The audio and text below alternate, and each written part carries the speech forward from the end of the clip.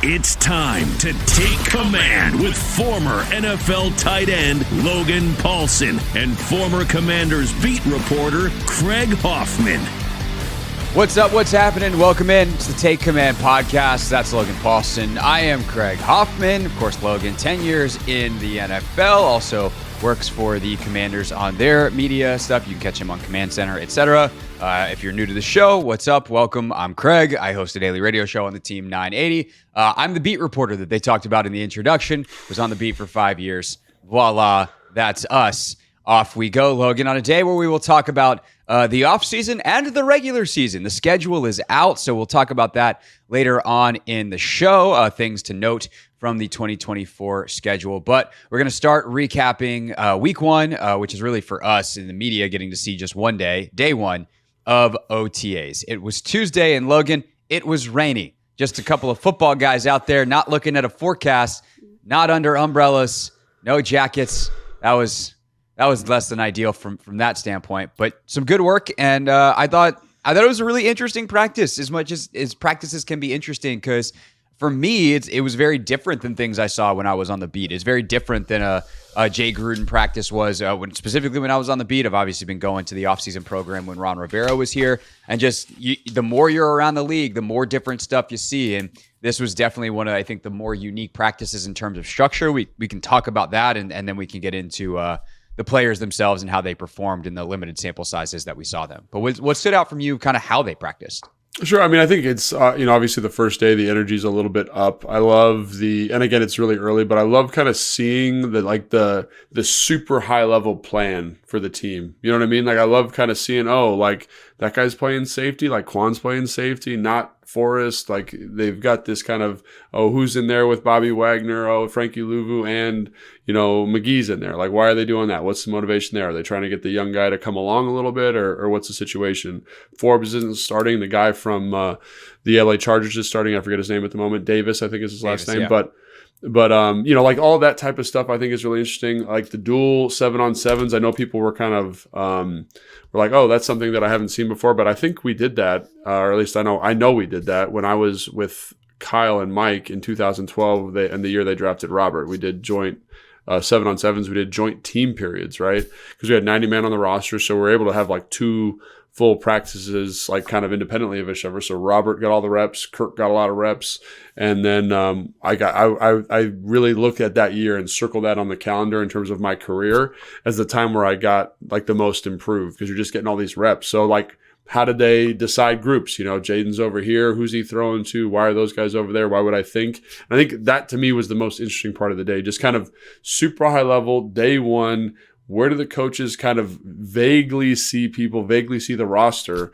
And because it does help kind of formulate some of these theories that we've been having. It's like they really value kind of these flex positions. How much do they value them, right? Obviously, Dominique Hampton's the first kind of dime nickel, big nickel linebacker off the bench, right? So obviously they value him and they value what he does quite a bit, but obviously that can change. But so that all that stuff I thought was just really interesting. And again, it's the first day, so it's going to change a lot between now and then. But just as a starting point, just kind of seeing what they value, who they value, and their general philosophy, I thought was interesting. Yeah, no, I'm going to borrow a word from the soccer world for a second, or the term, but the squad rotation, I thought it was interesting because, like, on a baseline level, the 1s and 3s were together and the 2s and the 4s were together, which meant that a ton of the young guys wound up kind of being together on the 2s and 4s field. But at the same time, that wasn't like a clean break because, like, who is a 1? Like you mentioned, Dominique Hampton.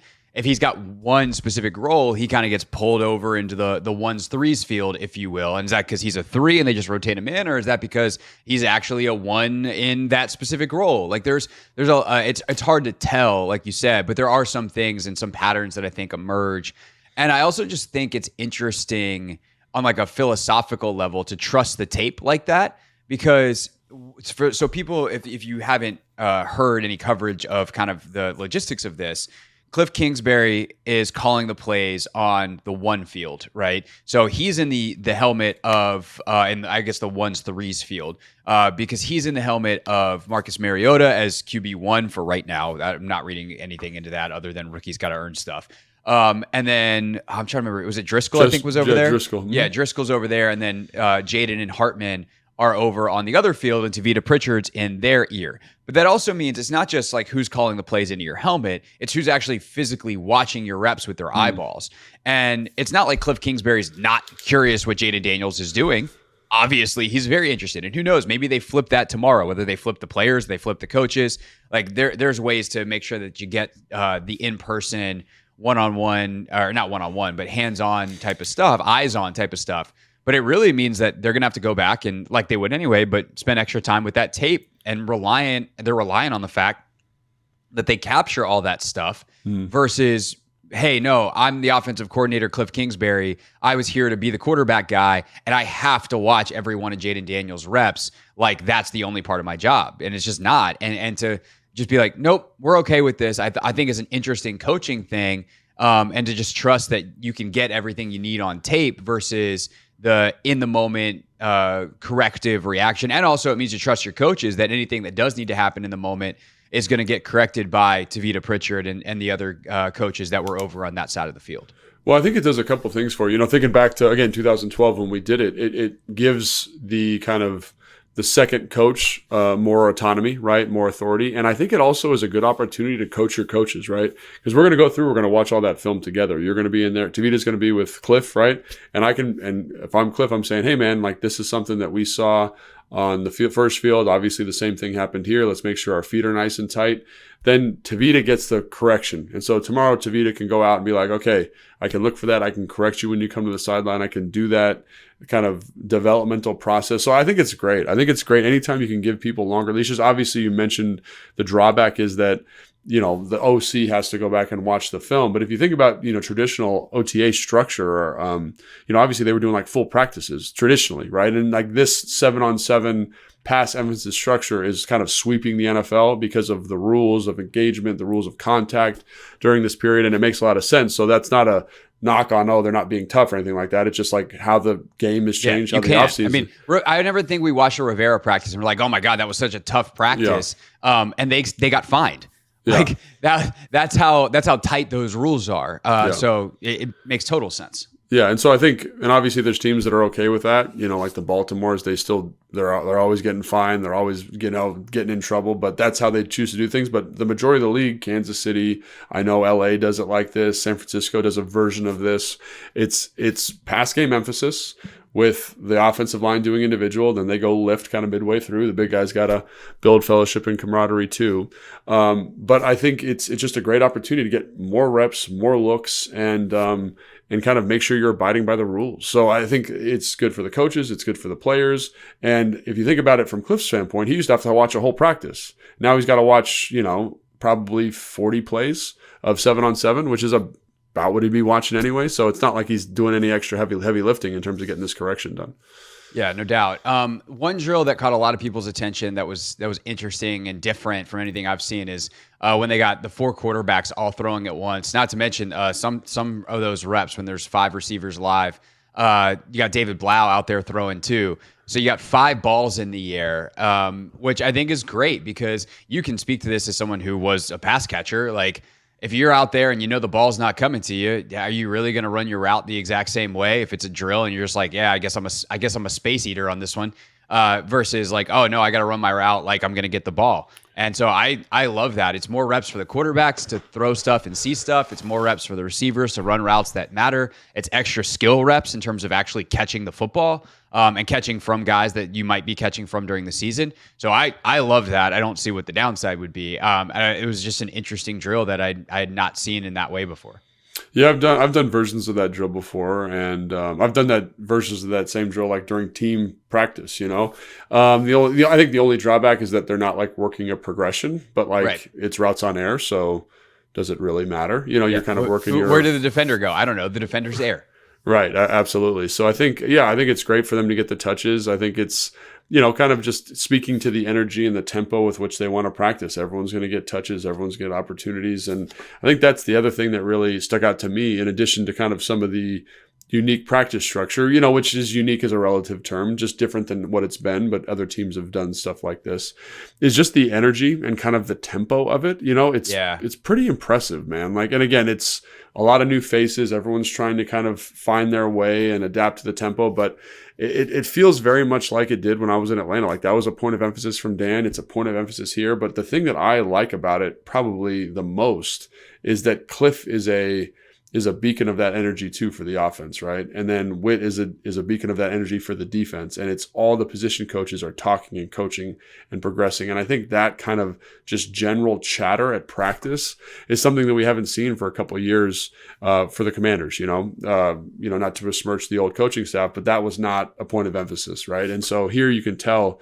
it's a big point of emphasis. And I just think again, it's a long season, it's a long process, but if that becomes the standard, I think that's going to be very encouraging, because ultimately, I think this is somewhat transitioned over the course of my time being in the NFL and covering the NFL, is now I think the teams that can develop talent the most benefit the most. And I think you start seeing a coaching philosophy like this embracing that a little bit more acutely, which I think is really, really important. So yeah, I mean, one of the things that we've talked about in the past for like you and your career was like, so it's a struggle when you're the third tight end to get reps.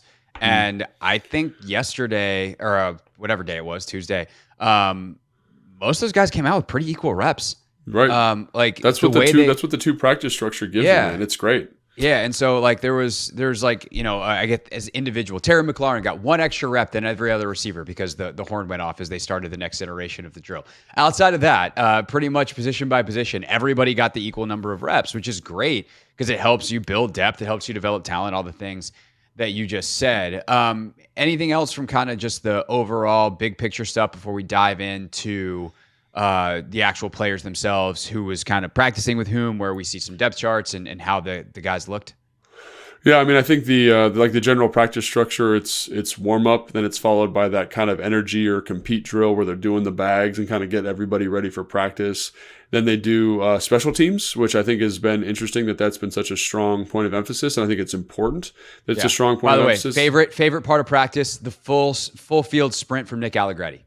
Yeah, when Nick Allegretti just was like, it's time for field goal, and arms pumping. The whole way. Yeah, just the whole thing. Andrew Wiley's out there doing the airplane drills. Good times. The O-line was jolly on Tuesday. It was their kind of weather. Tuesday. That's exactly right. And then they go to like individual, then they go to field goal, then they go to 7-on-7. So it's a pretty tight practice structure. So there's a lot of individual work. But again, I like that it's tight. I like that it's moving quickly. And I think for this point of the offseason, I think it's very, very appropriate. So yeah. And the last thing I'll add real quick is, even though it was quick and there was a lot going on, it was also pretty clean. Like there was the first play of the routes on air.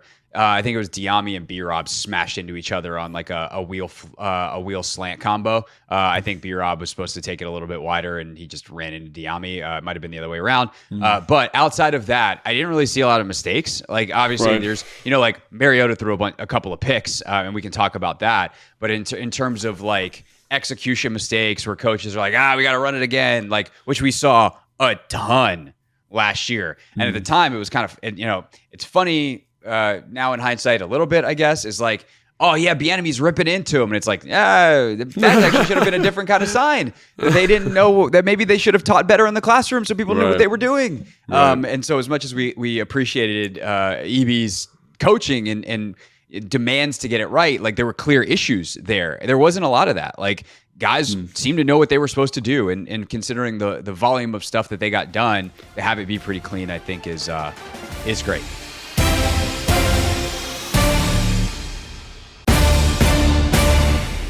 Okay, let's get into the players themselves. Let's start with Daniels, because he's obviously the headliner as the hopeful future of the franchise that comes with being the number 2 pick. One thing that I thought was interesting, Logan, I've been waiting to ask you this since Tuesday. You talked so much on the last pod about how great his feet are, and his base is underneath him and all that kind of stuff.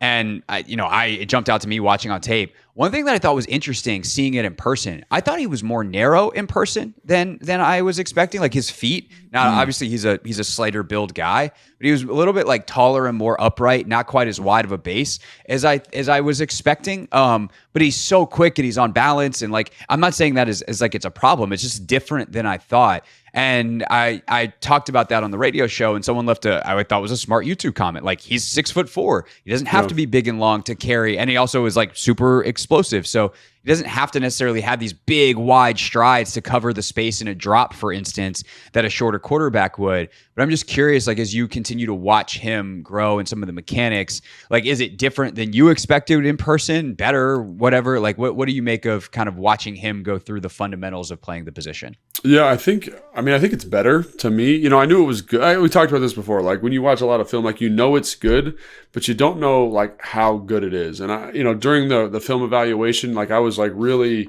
I was on the fence about those top 3 guys, and I really liked all of them. And then I was like, what is the differentiating factor here between these guys? And then you get into the film, you're watching arm angle, you're watching playmaking ability, you watch all the big stuff, and then you start watching their feet, and you're like, man, this dude's feet are excellent. And I think, like, kind of to your point, it's not like this big, long, deliberate drop back. And I think, as you know, like, being a strength conditioning coach, like, one of the elements of change of direction and like general athleticism is having a foot cadence, like in terms of number of steps you're taking, that allows you to make adjustments, right? So like long striders tend to have a harder time changing direction. Short striders tend to be better at change of direction, right? That's why shorter receivers tend to be kind of quick and more sudden, in addition to like muscle belly lengths and all that kind of nerdy stuff. But with him, the foot cadence is always something that I love, because he's so tight with it. He can accelerate, he can decelerate, he can kind of bounce around in a good base the whole time he's in the pocket. And so again, that kind of goes to your point of like this narrower kind of more under you kind of throwing posture. And I think it's extremely advantageous. And if there was one thing that I think put him head and shoulders above even a guy like Caleb Williams, is that, because it allows you, and I think you see it in 7-on-7, it allows him to get to stuff so quickly. It's not this long, I need to kind of reset my feet. It's like, I'm at the reset right now. And I think that, again, it was something that you were hoping, or I was hoping, would translate, because we talked about this before. We threw a bunch of Bach fades, you threw a bunch of hitches, and that's relatively simplistic footwork. But you're hoping that the dynamic kind of twitchy nature of his feet allow him to get to other stuff. And I think you've seen that over the first, 3 or 4 practices. It's just this ability to be like, I'm throwing this hitch, it's covered, I'm at the check down. And it's like an instantaneous check down. And that's the footwork. And I think like that's something that and I don't want to harp on it too much, because obviously there's a lot of growing still to do and a lot of development that still needs to happen. But I do think that makes him much more compelling as a pocket passer than even I would have thought after seeing it in person during the draft process. Like, I think that him as a passer is going to be significantly better. And I think, like Robert Griffin came out and said, like, he's way better than me as a passer. And I think when you look at his feet, that's like maybe the number one indicator for me of the difference between the two players. For sure. And the other thing I think it helps prevent from him from a footwork standpoint is he's not going to overstride, because you're not starting so long. And we've seen that, like, we saw that with J.J. McCarthy at Michigan, like throwing, I think it was left. Like, he had accuracy issues. Or like Drake May, he's got kind of even though he's so big, like he had this like big, wide quarterbacky looking thing. And then his footwork was all over the place when he'd actually go to throw. And with Jayden, he's just on balance all the time. And it's really cool to watch in person. It looks different than, a lot of other quarterbacks that I think you played with, that I covered, et cetera, et cetera. But like, that's not to say that it's wrong or bad or anything. It's actually great. It's better, I would say. I would argue, especially with his athleticism, to watch that in person. And the ball just, it's different than watching someone who's got just an insane arm. But that ball does fly out of his hand. Like, his release, watching it in person, like, the ball is in his hand and then it's out. It just zips, it pops. It's got that snap to it that the elite guys have in terms of release, and it's really fun to watch. I don't know how much I took out of the 7-on-7 itself. I spent more time, I think, watching the other field, and it's kind of hard to see everything from where we were on the sidelines. But is there anything you were able to garner for where you guys were doing the live stream in the end zone, especially with Jayden on the far side of the field?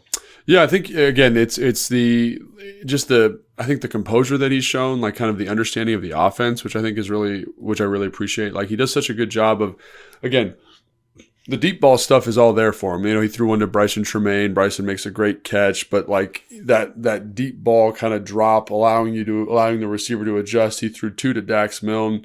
Dax made a great catch on one, got his feet in on the sideline. That's awesome. Love to see that. But his ability to work the middle of the field, even not even like the true middle, but like even just like the hashes out is better. That is progressing. And again, like he had to do some off schedule stuff where he's breaking the pocket and running around a little bit in 7-on-7, but it's not scrambling to run, it's scrambling to throw and getting the receivers to work scramble drill and all that kind of stuff. So again, I think there's just a maturity as a passer that shows up. I think he threw a pick in 7-on-7, if I remember correctly. I think there was one, yeah. Yeah. But I think on the whole, like you come away being pretty impressed with just his general process, the footwork, how he gets the stuff, how he gets the checkdowns, how he seems to know and understand. I mentioned this at the rookie minicamp.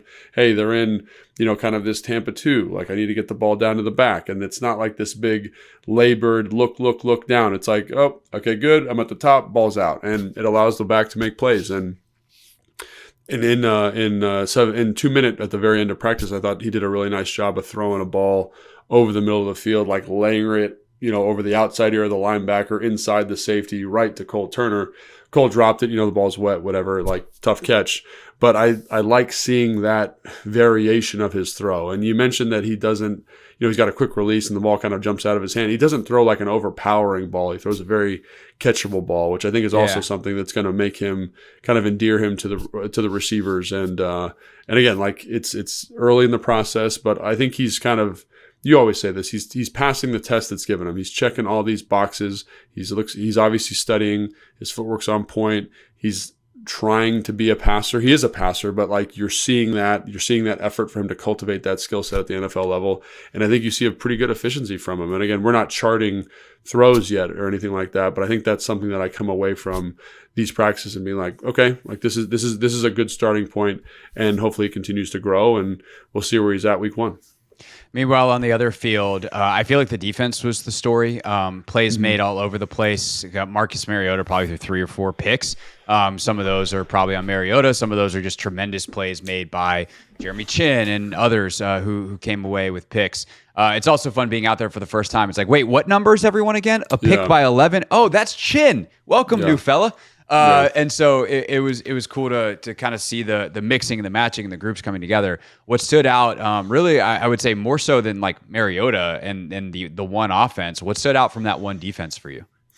I think the fact that Quan Martin's playing safety, I think that was kind of the big thing that came out of it. Him and Jeremy Chin are out there together. I think Jordan McGee getting reps with that group, and how Jordan McGee looks as a player is much different than I thought how he would look seeing him in person.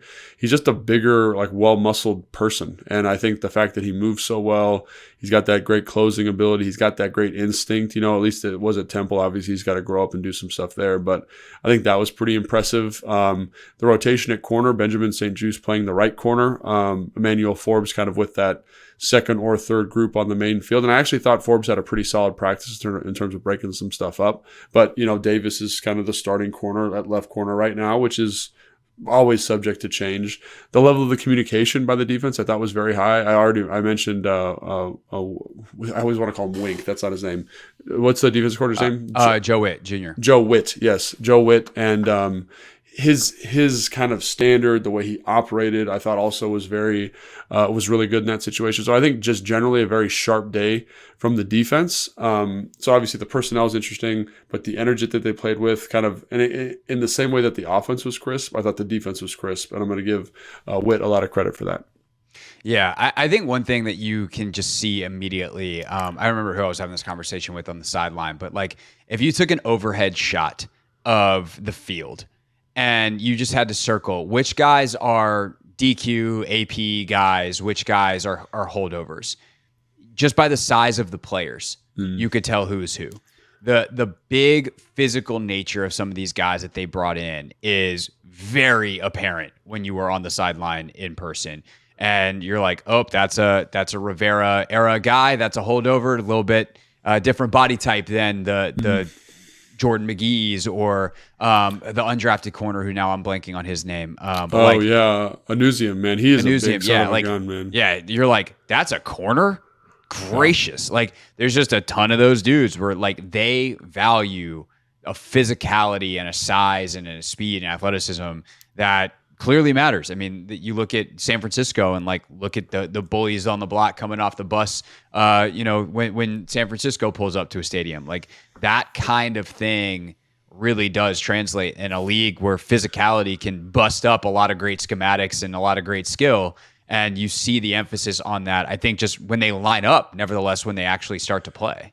Yeah, and I think we talked about this on the last show, just the kind of the length that they've acquired, which is kind of falling in your point, but kind of just hitting it with a different angle, right? It makes it a little bit cloudy, especially with underneath coverage. Dominique Hampton is 6'2.5". He's got 33 and an eighth inch arms. Like he's 215 pounds. Tyler Owens, the kid from Texas Tech, he's 6'2", he's 220, and he's got 34.5-inch arms. Like Anusium, he's got long arms also. Like they just cover grass and cloud throwing windows in a way that's very unique. Like Dominique Hampton on Zach Ertz, and I thought Zach Ertz had a really solid day of practice just in terms of understanding leverages and route stems and how to break leverages and the double sticks and the little subtlety of his route movement was awesome.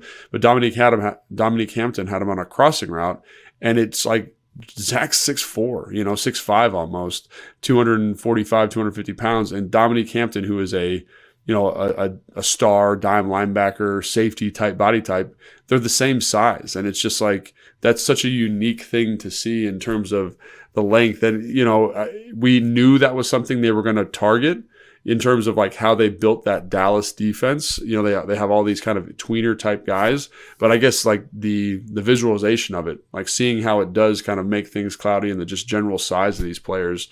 Again, they're not like fat guys, but they're just tall and long and angular, in a way that's that is very distinct. Screams football player. Yeah. Anybody else that stood out for you that you want to mention before we head on to the schedule?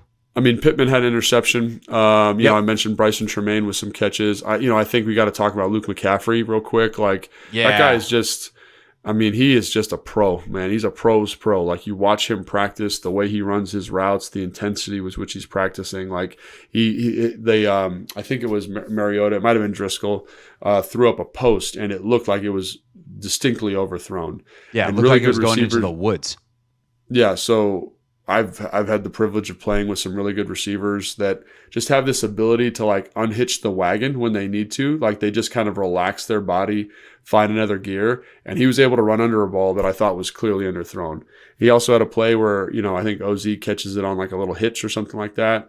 And he's on, Luke's on the far side and runs all the way across the field at a full speed sprint to cut off the safety for what would have been like the touchdown block. And so I just think, you get that guy in here. I also thought it was interesting that he's playing like predominantly X receiver, like he's backing up Terry McLaurin, like, which I thought was kind of a little bit of a surprise, maybe, like, because I thought he'd kind of fill that big slot role, but a guy that I think is going to be just a tremendous pro. Ben Sinnott, I thought had some nice catches. Been interesting to see him move around. Colston Yankoff, the guy from UCLA, is a guy that when I see him run, I'm just like, dang, like you're a better athlete than I anticipated. Armani Rogers, seeing him back on the field, like he looks the part. Like I know he's got to get healthy and I know he's got to get back in football and start running routes and stuff, but he runs like a receiver and he looks like an offensive tackle, man. He is a big dude. So those are some names that stick out to me on the main field. Those are kind of the big ones in terms of catching the football and just kind of making a good impression on day one in conjunction with all the defensive players. I think I've mentioned Pittman had an interception, the linebacker, the new guy. That's always good to see. But that's kind of high level stuff. Yeah. The other two things I'll mention real quick. One guy that stood out that was not on that main field was Jayden. But he also, I think, was playing a lot of Mike on the second field. Like he was definitely that, or he's just doing a good job of communicating, but he very much seemed to be in the middle of the field. So I think that's interesting. Like what kind of role do they see from him? And like kind of, is that cross training? Will he be on the main field tomorrow? Like or next week? Like who knows? But that's something to kind of watch what role Jamin Davis has. And then you mentioned the receiving room. They added Damiere Byrd as part of a workout yesterday, so they signed him. So clearly they want to keep kind of tinkering at this receiving position. I'm curious what exactly they are looking for that they don't feel like they have right now, that they brought in Martavius Bryant, they brought in Damiere Byrd, they brought in a bunch of guys to work out. They ultimately wind up signing Byrd for right now. I think that is probably correlated with, I was watching, I think it was Routes on Air, and I think Rosemead Jack Saint slipped and he kind of tweaked his hamstring a little bit. It looked like he kind of grabbed up and was walking towards the sideline. So I don't know if that's a tinkering thing or more just like we need a body, for camp or for the off season. And I would kind of lean towards the latter there, which is really disappointing. Talk about a guy that I was really excited. I had a really high draft grade on him, not really high, but I had a draftable grade on him. Really liked the player. Thought he kind of filled an interesting niche in terms of special teams, like size, value. And then to see him get hurt kind of week one of the offseason program is tough, but hopefully he gets healthy and, can kind of make his mark later in training camp. So so we'll see. We'll see what ultimately happens there. Week 2, we're back there next week, right? We're just in it now. We're in it. So week 2 OTAs next week. For now, the schedule.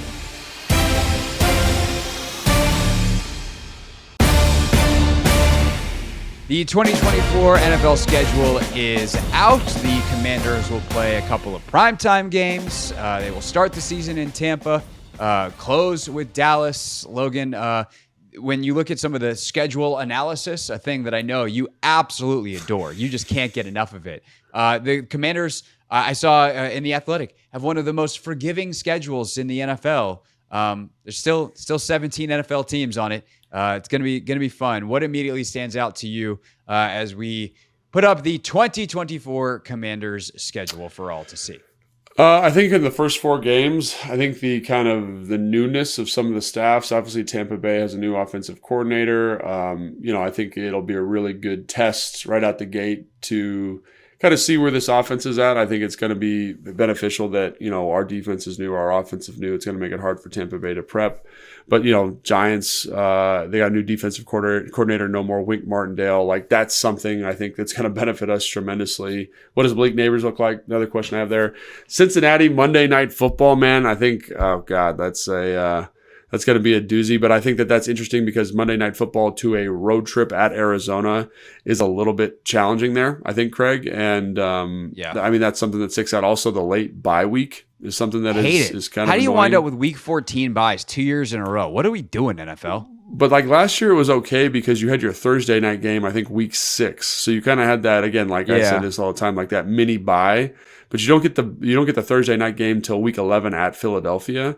And it's kind of like, okay, cool. I get the mini bye there, and then I get, the bye week 2 weeks later, which I think that to me is challenging. Also, I like that the schedule is backloaded with divisional opponents. I like that a lot. I think it you get like a time early in the season through the first 8 games or so to kind of find your legs, kind of figure out who you want to be before you hit the meat of that divisional schedule. So those are a couple things that stick out to me just early on. Obviously, if you want to do games like the Bears is always compelling because Caleb Williams, then Atlanta is another one that I think is interesting too. So So I think that we knew going in the Commanders were going to have, I think it's the least. I think they're ranked number 1 in terms of least travel in the season. So as much as that at Cincy, at Arizona trip stinks, you then go basically 4 straight home games. You're Cleveland at home, at Baltimore, which the drive from Landover to Baltimore is basically the same distance as from Ashburn to Baltimore is the same as Ashburn to Landover. Then you're home against Carolina, home against New York, and then you even follow that up with at New York, easy trip, home Steelers, at Philly, easy trip, even though it's a Thursday nighter, and then you're home bye. So that middle part of the schedule, as long as you don't get zapped by the first 4 weeks in the travel at Tampa, at Cincy, at Arizona, you've got like a nice rhythm there to your season in terms of not having to have any real hellacious travel. And then, I mean, even then, at New Orleans week 15, and then at Dallas week 18 are your last 2 road trips of the year. But I do think that, like, for the one of the biggest questions that we have about this team that we've started to see some answers with, as we talked about during the OTA segment, is like, what does the secondary look like? And specifically, what do the corners look like? And your first 4 weeks are Mike Evans, Malik Neighbors, Jamar Chase, and Marvin Harrison Jr. We're going to find out real quick, Logan, how good this secondary is, and also how they're going to handle elite receivers and a couple of different kinds of receivers in terms of speed versus size versus all the different challenges that those 4 guys present. And not to mention Chris Godwin, week 1 Tampa as well. Yeah, absolutely. And I think, like with, something that I'm really, again, the thing I like about schedule release, I think it presents a lot of questions and it gives you time to kind of think critically about them. And so, I'm of the mindset right now that I think this team is going to get significantly better in the back end just because of coaching. But I think it'll be great to see that, week 1 through 4, like how right or how wrong are you with that? And then I think the other thing that I love about this schedule from a Commanders, just from a football standpoint, is you get some really like kind of battle hardened teams. Cincinnati with maybe one of the top 3 quarterback in football. You get Baltimore week 6. I think the Bears will be interesting in terms of how they develop. The Steelers, like that whole division, the Browns, like I think those outside of divisional games with those teams that are really good football teams will be really interesting measuring sticks of how different this organization is this year. And so I think I love that we're playing hard football games early. And I also love that, like we're starting off with a divisional winner last year in Tampa Bay. Like just like imagine if you win that game, you can put your stamp on the season, kind of get the momentum rolling. So I think that's kind of fun for sure. Yeah, I also think that like there's, you talk about the forgivingness of the schedule or not. Like it is the kind of thing where because you finish last in the division last year, you're getting the last place schedule. That is the nature of it. The way that the schedule works, for those who don't know, like you play your own division twice, obviously. You play an entire other division in the NFC, an entire other division in the AFC. But then your remaining games are cross-division based off of finishing place. So big fancy way of saying like you're going to get in your other random games that have to get filled into your schedule, last place teams from last year. Now, does that necessarily mean that they're going to be easy?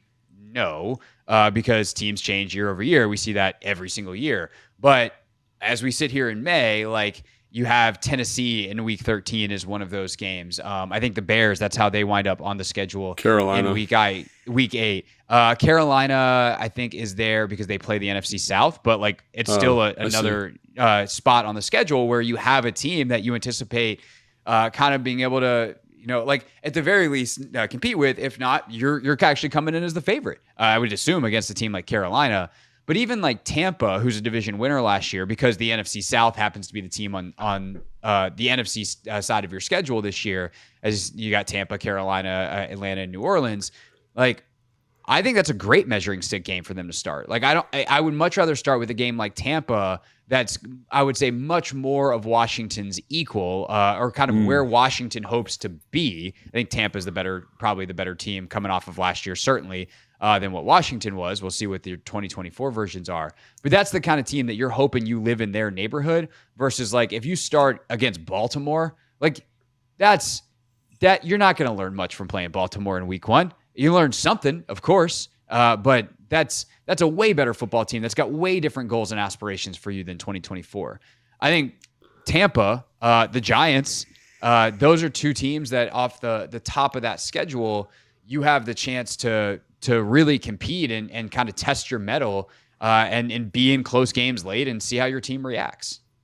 No, I think that's exactly right. And again, these are all NFL football teams, and it's so early to kind of be predicting like the ilk of these teams. Like I look at the Bears, and I think they're going to be a pretty good football team. I think Atlanta's going to be pretty good. I think Tampa's going to be pretty good. And so these teams that I think a lot of people kind of have chalked up as like, like bottom of the barrel, easy wins. I don't necessarily agree that those are going to be. I think those teams have improved, and I think when you look at a team like Baltimore, and I think they have a lot of names on that team, they've had a lot of turnover in terms of defensive staff, right? They've lost a lot of offensive linemen. Like, what is their identity? They lost some skill players last year. They had to turn over some of their outside pass rush. Like, can they kind of resurge and be the Baltimore that we're all familiar with? And you'd like to think so, but you never know. Like, look at Philadelphia last year. Like, they lost both coordinators. They looked good through the first 11 weeks of the season and then fell apart. So I don't know. The schedule release is fun because it allows you to kind of pick which games you want to go to, but also like think about like our analysis of the Commanders last year at this point. Like I was very optimistic that the team was going to be good, but it didn't hit right for the team. And I've been a part of teams like that throughout my career where the schedule, the preseason expectations don't meet the in-season results. And so I think again, there are some compelling questions here that could be answered. Even Cincinnati, who I'm very high on right now, like if Joe Burrow's hand isn't right, like they're going to be not a good football team. Like, and I know there's some questions about that with his rehab. We practiced one last year for them in training camp. He had a calf injury that wound up keeping him out for the first couple weeks of the season. So if he's not there, like that's a very different team. Then again, was it Driscoll who was actually there? No, it was Browning. It was their backup who like played well at the end of last year. So maybe they'll still be good. Like that is the nature of the NFL. And I think people look at like Philadelphia, for example, and they say, oh my gosh, look at all these free agents they brought in. They brought in Bryce Huff. They brought in Devin White. They've brought in Vic Fangio. They brought in Kellen Moore to be the defensive and offensive coordinators respectively. But that team still's got to gel. Like who is Jalen Hurts at this point? Like we've seen him play, to an MVP caliber level. And then we've seen him basically like fall apart near the last half of last year. And so much of their success is on him running the football. Does Moore kind of lean back into that, or they kind of go back to this pocket style, deep down the field approach that you saw when he was in Dallas? Does that work for Jalen Hurts even? I know they have the playmakers to get that done, but those are the things. Like I think people look at Philly and say, oh my God, they've done such a great job in the draft and free agency, but the team's still got to come together. Dallas, man, they haven't done anything in terms of free agent acquisitions. They're relying on Dak Prescott to take them to the promised land, with a team that is kind of capped at the moment. They lost some offensive linemen. Obviously Tyron Smith goes up to New York. So the schedule release to me just presents questions. Tennessee, you mentioned Tennessee, like they got a new head coach. They've got a young quarterback. They've got a new O-line coach. What if they kind of find an offensive identity much like LA did when Sean McVay went there? I don't know. So that's where this schedule release and predicting the schedule and talking about these matchups, I think is a lot of fun, but it's so early in the process. Like these teams could become something completely different. Like New Orleans, Derek Carr could figure it out and they could be good and win the division. Who knows, man? I think that's the thing about this whole process that I find very interesting. Yeah, I also think the other fun thing of schedule release day is like who's got primetime games, who's got whatever. You obviously get a chance to see those. Who's got the standalone games? Like the Jets still have a million of them. You're like, did you guys learn nothing last year? But for Washington, actually that Tampa game to open the season, they put that at 425. So clearly they think that there'll be some interest in Baker 2.0, and I think their Fox is probably banking on Jayden Daniels being the 100%. Starter, and they want that to be a thing. New York game's 1:00. Cincinnati obviously is 8:15 because that's Monday nighter. Arizona is a 4:05 because it's at Arizona. 1:00 for a couple weeks. The Carolina game is on CBS at 4:05. That's a wacky bit. How is the Bears not a primetime game? That's the one that like blows my mind. How is that a 1:00 game? I don't get that at all. Like it's the two, pick one, pick two versus, and it's week 8, so maybe they're uncertain of how that's going to progress. And maybe rookie quarterbacks don't play well throughout the season. But man, that's one that I think a lot of people would be interested in seeing. I'm stunned that one is not a primetime game, or at least a 4:25 game. But then the only other non-1:00 game currently is the Philly game. Obviously, that's a Thursday nighter on Prime Video. And then the final 2 weeks of the season are TBD. That is the nature of those. But they've already circled the Falcons game as one they could flex to Saturday, the 28th, and then the 29th. 28th or 29th of December, and then first week of January, you'll have the Dallas game, and they obviously don't do the Commanders, or they don't do the week 18 schedule, I beg your pardon, until week 17 games are done, because they don't know, hey, is there going to be a divisional game where the division's on the line? That gets flexed into Sunday night. What games are at 4:25? You can't have games with competing interests going at different times, et cetera, et cetera, et cetera. Okay, that's our show. Unless you have anything else on the schedule, Logan, which I think you honestly gave me more than I thought you were going to, because you really are not the world's biggest schedule fan.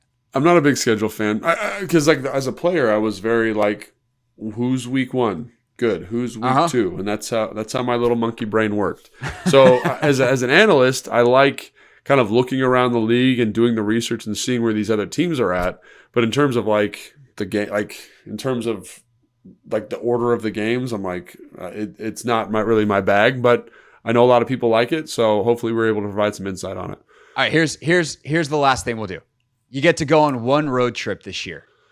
Where do you want to go? Who do you want to go see the Commanders play? If I want to see a game, I mean, I think the road trip is New Orleans, right? Because the Bourbon Street and stuff, answer. Like that's the one you want to go to. Yeah. But we get to go to New Orleans in December when it's going to be freezing cold here, and I can go down to one of my favorite cities in the world and eat good food and have warmer weather. Yeah, done. Tampa Bay or Arizona is not bad either. I mean, it's going to be hot. Although Arizona in September is not the greatest place. Not the business. Yeah, not the business. Still pretty hot. Philly Thursday night. That's going to be a mess in the best way. Like I'm telling you, I've told this story before, but Philly is the only visiting stadium that I've ever been to where the fans know where the visiting press sits in the press box. And they get after it. Yeah, they just turn around. They're banging on the window. Sucker. It's a good time. They're nuts. That is a good time. Good for them. Yeah. Informed fan bases are always a drunk Thursday night in Philadelphia for the people sitting in front of you in the press box. Okay. That's our show. If you like it, subscribe. If you don't, well, thanks for hate listening this long. We appreciate you and would love for you to do that again, and you can subscribe too. 45 minutes of hate listening. Yeah. I hate listening to their scheduled talk. Those guys. But we appreciate you listening. Subscribe wherever you are watching or listening right now so you do not miss an episode. We'll be back next week with more OTA breakdowns, see what happens in week 2, some of the questions that we take from the first practice. Do they get answered or do they get furthered? Bum, bum, bum. And then we'll see what other fun shenanigans we come up with the rest of the offseason. For Logan, I'm Craig. We will see you next time on Take Command. Thanks for watching this clip of Take Command, which has a brand new home. That's right. You can watch on YouTube at the Team 980. You can also listen to full episodes in the free Odyssey app, which is now enabled with Apple CarPlay. So we'll just, follow you around.